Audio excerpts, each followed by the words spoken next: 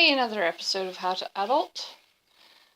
It's come that time to do my dishes, but first thing you need to do is organize. So I've had shit everywhere, and I haven't been able to get around my tiny little kitchen because I have so many dirty dishes. So here's what you do.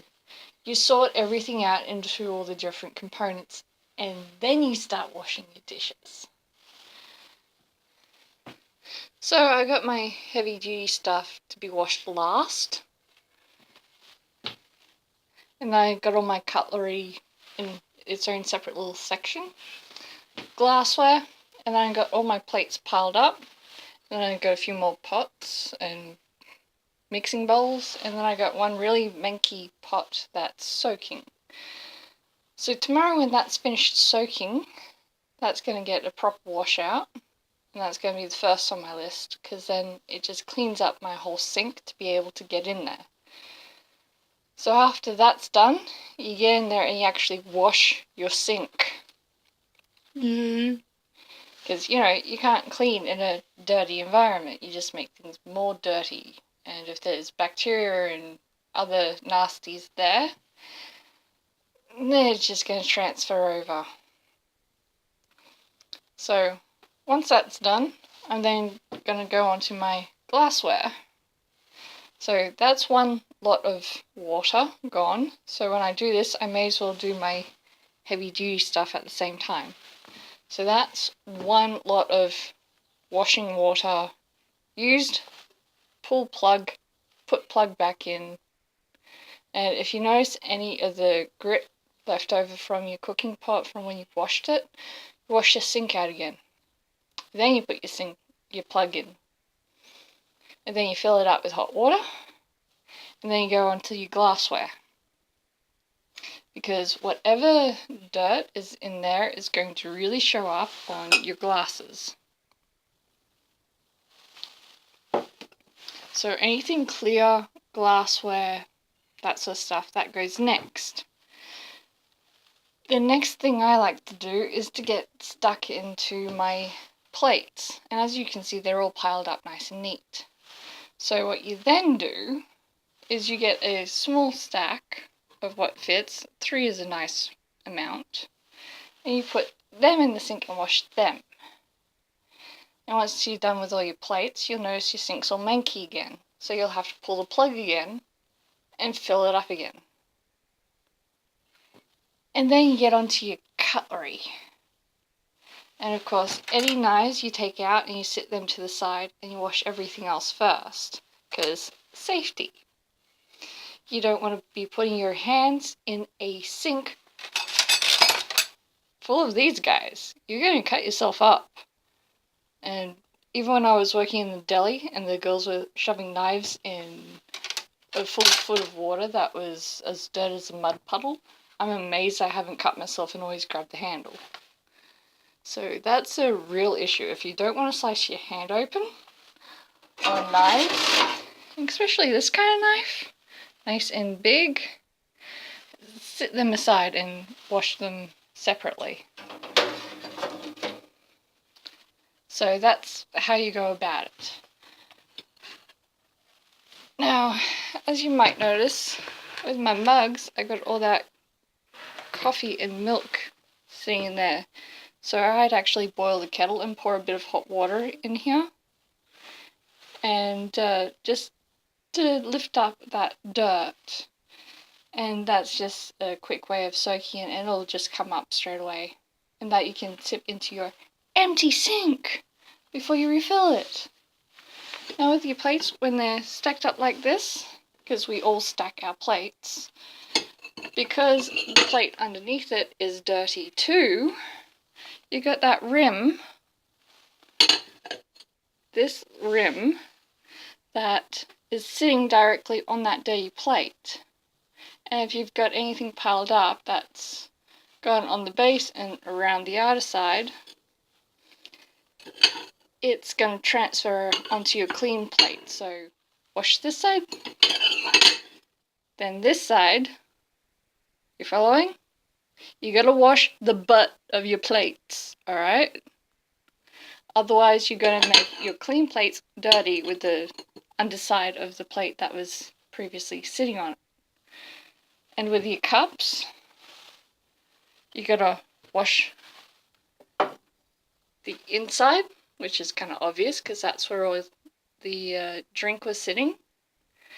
And this rim here on the inside is where you drink from. But you also have this rim on the outside that needs scrubbing, because you may not be able to see it, but it's quite pronounced on some other people. But there's dirt marks on there. Coffee cup is a perfect example. See that lipstick? It's on the inside. You gotta wash that rim. You gotta wash the inside rim and the outside rim. And because there's usually dirt of some kind, whether it's our own natural oils or what we've been eating, and we grab the cup, well, guess what? That gets all over. And in the reflection there, you can actually see all the dirty fingerprints and shit. So you gotta wash the entirety of the cup. All of the inside, for obvious reasons, the rim itself, for obvious reasons, and the rest of the cup as well. That way, you know that you're putting clean items in a clean cupboard, and next time you pick up an item out of your cupboard, it's suitable to consume off. There's no other bacterias and dirts and other such that could potentially make you sick. So, always have hot water. And hot water, it's not going to be as hot as a dishwasher, because a dishwasher will get up to those really high temperatures that our body can't tolerate. So use gloves if you're going to have an extremely heat environment. If you're like me and you don't have gloves and you don't like wearing gloves, you're going to have to probably about 60 degrees or something like that. So it's still a tolerable heat for your hands to be in without melting your skin off. And of course, always put your degreaser in. So yes, dish liquid. Always use dish liquid. And if you want it really foamy, you put tons of that in. But keep in mind, if you don't rinse off, you're going to end up tasting the soap when you eat, because there's going to be a film of it on your plates and your cups and your cutlery. That tastes bad, trust me. So if you're eating off clean utensils and plates and your food tastes like dish soap, that's why. The person that did the dishes used too much soap and then didn't rinse it off, and then you're eating the soap. So put enough in to do its job, and if it bubbles up too much, then you've got too much in. So that's the basics on how to go about attacking your dishes. So this is me after I've tidied it up. Before this, I couldn't even get to my bench to even put a plate down. It was just so horrendous.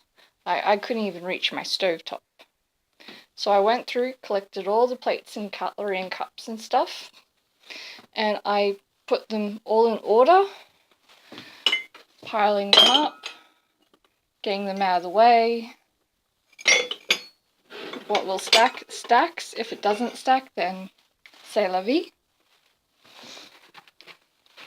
That way you minimize this amount of space you're using to store your dirty items. You can still get to your stove, which isn't cleaned since I made that mince. Whoops. And it makes the job a lot less daunting and intimidating. So if you got stuff everywhere and you're getting overwhelmed by it, then just sort it out into manageable jobs and bits and pieces. So as you can see, cutlery, glassware, cups,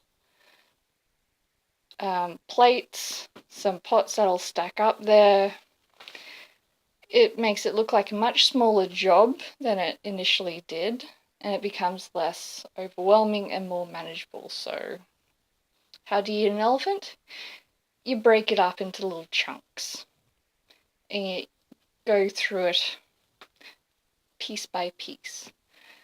So that's me turning a mountain into a molehill, because it really felt like a mountain, but now that it's organized, I know I can just get in here after this pod is done and just whack it all out and get it done, which is awesome. And that'll be it for today. How to organize all your dirty dishes to be ready to wash them, and some key points on how to wash them. And when it comes to dishcloths, always give them a whiff first, and if they're discolored, I suggest throwing them out.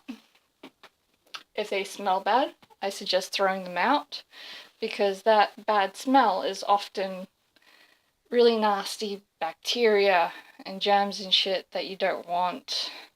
And of course, whatever smell is on your cloth is going to transfer onto your plate. And like I said, you need a clean sink to wash in. And the same goes. So, nice and clean. That's what I'll be using to do my dishes with. Because my other cloth kind of looks like that, but in that consistency. That's the cloth I use to strain my coffee when I make it on the stove. So, yeah.